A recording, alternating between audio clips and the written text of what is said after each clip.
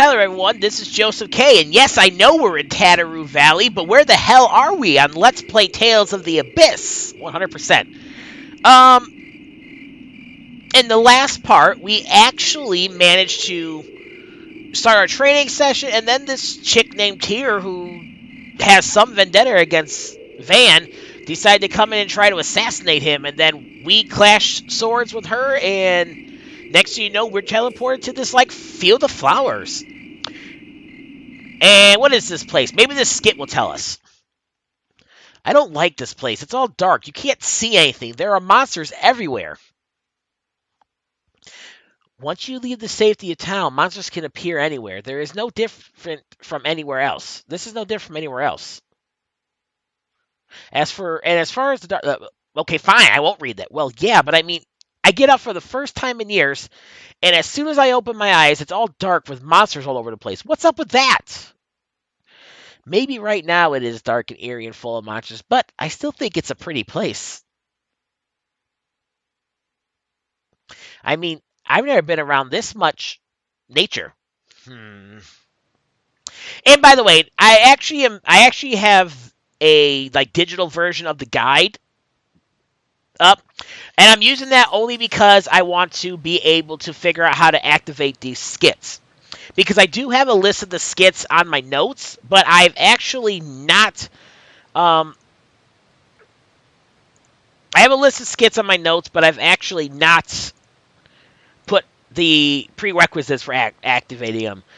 Plus, I also have the skits if you're playing a second playthrough, what you would get. So, there are only 4 skits we can get in this area. But yes, we are in Tataroo Valley. As far as where it's at, well, I don't know. Let's do a little bit of exploring, shall we? Oh, also, starting in this part, if I come across a monster, I will put the description of the monster in the actual description below. Basically, what that'll be is I'll have the monster's name, and then I'll have how much HP it would have depending on which level you're fighting it at, as well as its physical attack, physical defense, phonic attack, phonic defense, which we've not exactly learned about yet, its weaknesses, its resistances, what it drops if you fight it. I don't have the percentage drop, I just will put what it can drop, and what you can steal if it's applicable, because I don't even know if you can steal this early in the game, even on a second playthrough. I mean, maybe if you carried over your arts. But that's what we got going on here. So yeah, that'll be in the description below. I would do it in the actual video, but I don't know how to overlay that stuff. And still, keep the integrity of the video where you could, because I could easily, edit it in, a line above and put, extra thing, but then it would be hard to see. I don't know how to put, a background on it so that it could be...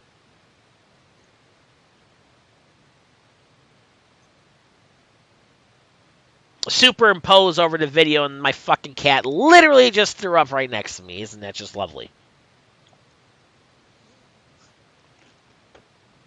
So yeah, just look at the description for any enemies I come into an area. That'll be happening for every enemy.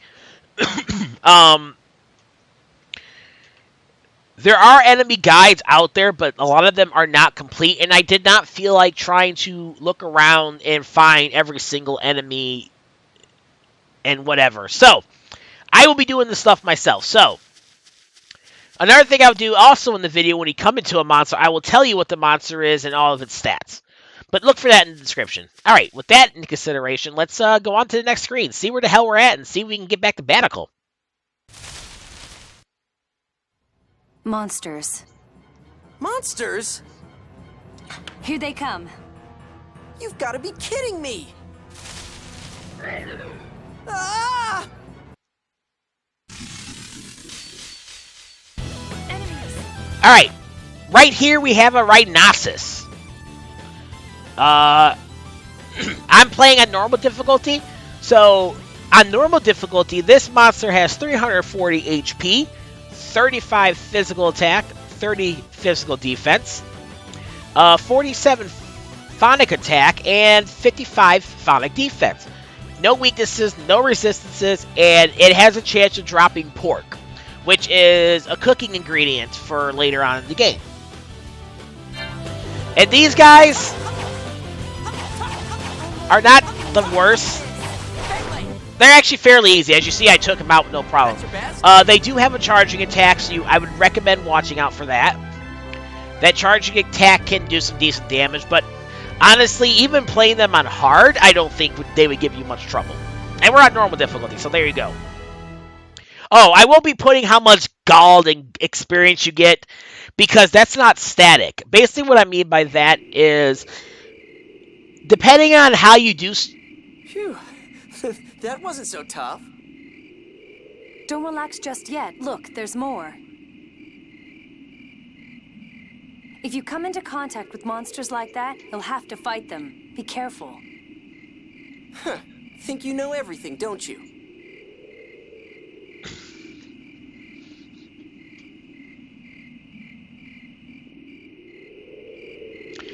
Let's get Tyr's purpose. So are you going to tell me why you broke into the manor, or why you attacked Master Van, or anything? I don't see any point in telling you, and I doubt you'd understand anyway. Because the plot says I can. Besides, what would you do if I did tell you? I just figured if you're plotting something, it might be kind of risky to travel with you. Hey, what are you laughing at? I'm sorry, don't worry. I have no intention of harming you. That's all I can tell you for now, but will you trust me? Fine, fine. It's just the two of us. There's no point in fighting anyway. Just the two of us. Two of us. Oh, sorry. Also, I was thinking of Aladdin. Do you trust me? And then a whole new world. Okay, enough of the frickin' karaoke stuff. I just did that yesterday. And I lost my train of thought. Oh, yeah. Like I was saying, they're not static. So if you do, like, multiple hits, have, like, a bigger combo, you get more experience. I think the gold is static, but I don't really see the point of putting down the gold. I guess if you really want to know how much gold and experience you get, just ask me. It doesn't change, as far as I know, on different difficulties.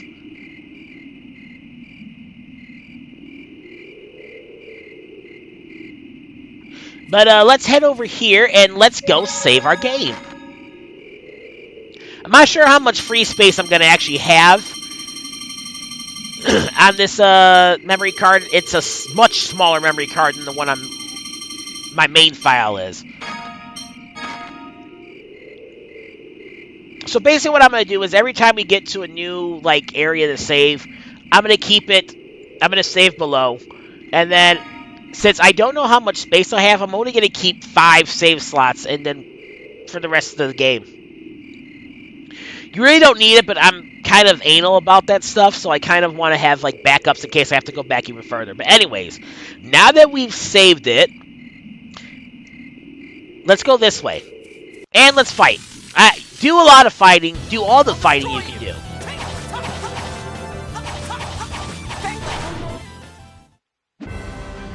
That's your best?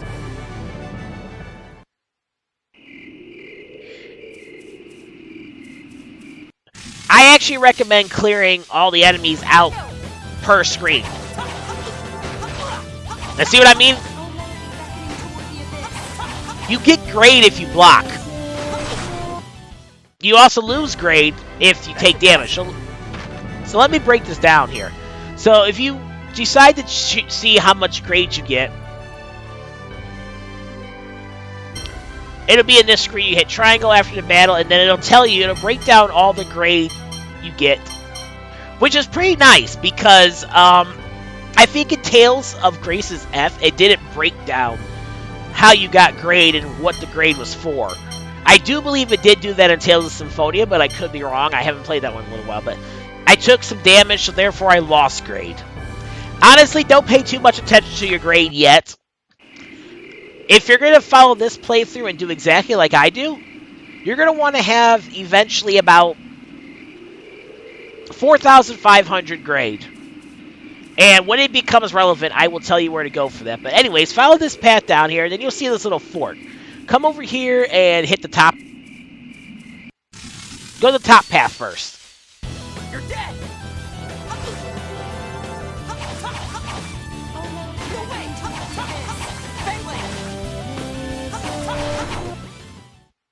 I just keep getting better. Alright, and we learned an add skill. Now, add skills allow you to do different things as you play the game.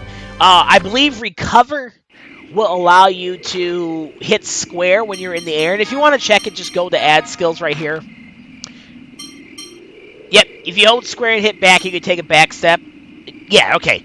When you're in the, when you get knocked away from the enemy, hit square and you can recover and keep your footing and not be stunned. Well, while I'm over here, let's walk through the menu. So basically, this is your arts. You can assign arts when you get more arts to your character. Now, if you go to these shortcuts over here, you can actually assign... You can actually use these shortcuts to have other characters in your party use their arts. Like, say... Because, okay, Tyr is a healer. That's her main thing. She's like your white mage in here.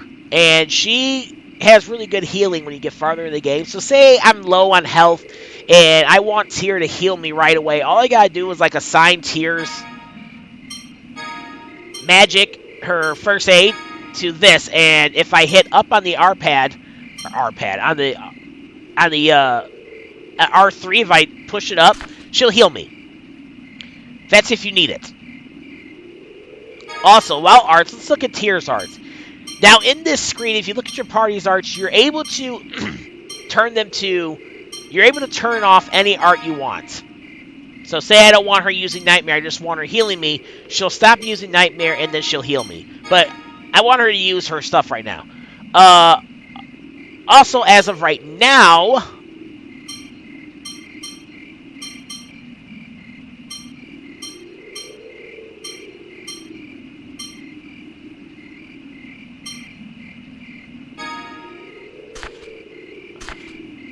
there is a way to choose to put them on like manual or semi-manual for when you're controlling them. Or auto. Now, auto battle will just simply, you don't have to do nothing, your party will fight. Matter of fact, let me show that off if I can figure this out here. Status, Luke. Arts, Luke.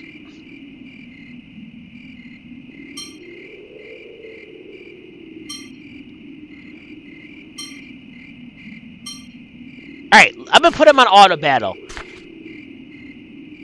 Oh, I forgot to tell you what the Filifoliae has. Well, that's okay. I'll tell you about that. Now we have this enemy, which is a Mandractus.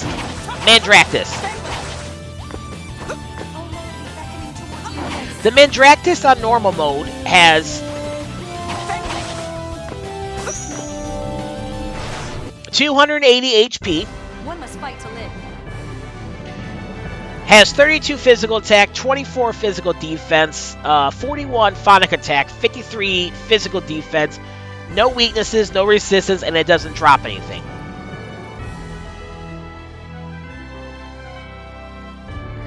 I also need to, Alright, y'all, apologies for that cut. I was looking at my notes and the format and stuff was off, so I had to fix it before I forgot. But anyways, once we defeat that enemy, come over here, we can get ourselves an orange gel. Now, an orange gel will allow you to revive your TP. Your special moves require TP to use, so yeah, the orange gels will bring that back. And over here was a life bottle that brings you back to life if your party member falls. Alright, I think that's basically all here.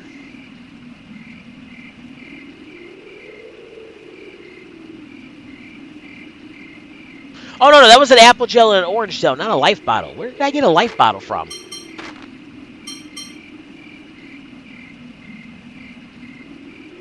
I don't know. Whatever. I got a life bottle from somewhere. But let's go this way. Alright, Filifoliae.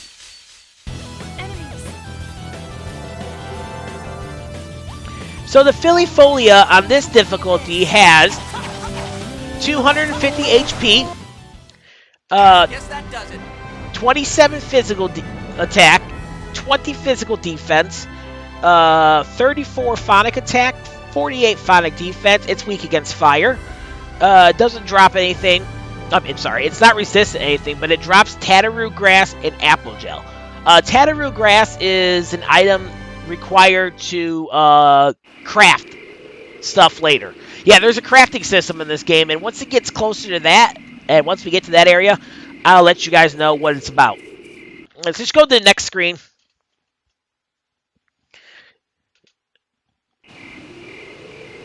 Alright, let's go this way, and scene.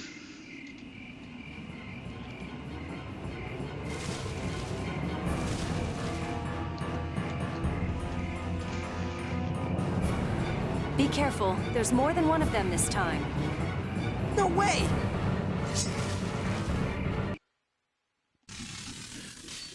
Oh no, we've been ambushed. The hell? Oh, tutorial. Relax. How the hell am I supposed to relax? When faced with multiple enemies, you can change which one you target. Change your target by holding down the target button and moving the left stick. Try to target the enemy in the rear. That's exactly what she said. That's basically simple, very simple. Hold the R1 button as it says and hit right on the D-pad or right on the left analog stick, whichever one you want. Good. You can also target the closest enemy by quickly pressing the target button. Try it. And then do that. Oh, wait for her to tell you to tap it. Okay, there you go. You can change targets to attack a weak enemy or help an ally. Adjust your target as the situation needs. How can I understand if you yell it all out at once? Get ready. Huh? Fang Blade! Yeah, I'm not a big fan of Luke. Fang Blade! At least not in the going. That's your best? Because, spoiler alert, we're gonna probably start liking Luke later. I think there's a scene here.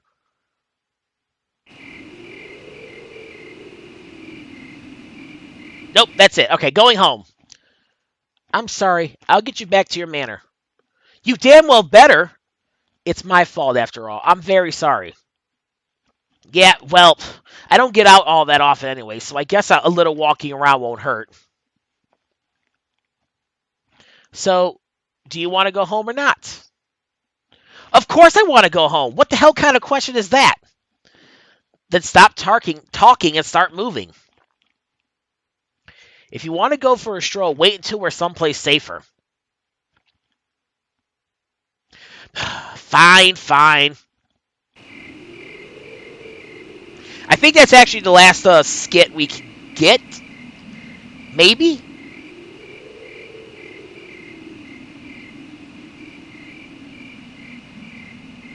Oh, no, not yet. Alright. So, now that we got that out the way, let me go back to explaining something in this menu.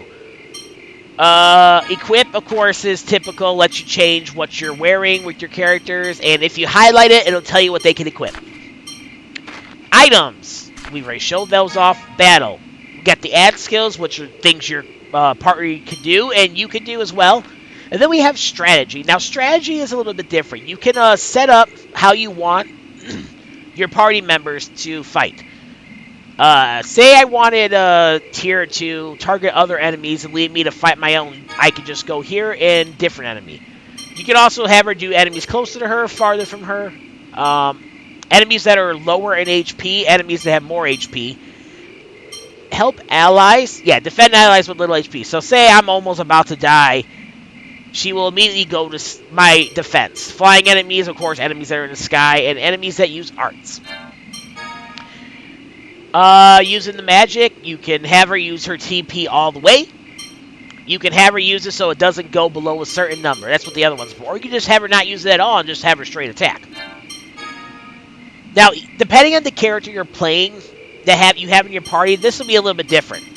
They can do different things with that. So, Tyr can, Tyr will guard. I think they all can guard, and they all can use arts, but not everybody can use strike arts or phonic arts. Nor can everybody heal. So she'll go through and heal you, and then, yeah, mostly support party of phonic arts. I'm actually going to turn Do Not Use on for her items.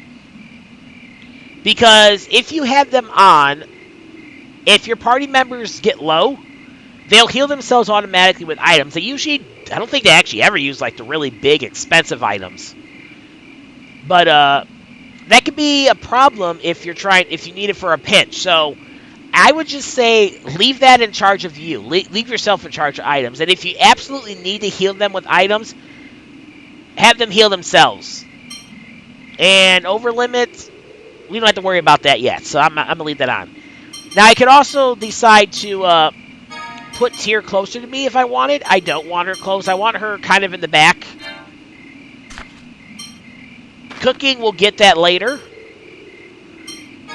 This right here will, like, if you open this up, if you're ever lost on what to do, it'll give you an idea of what you've done so far, and I believe it'll give you a bit of a guidance of where to go next. I don't really use that. Actually, I've never used that. This, if I wanted to, I can load back my other save. This, of course, is what I showed you in the beginning, configuration, and this will keep track of everything you do. I think that's it. Let's see. Where are we at time-wise? Because there's not much left in here.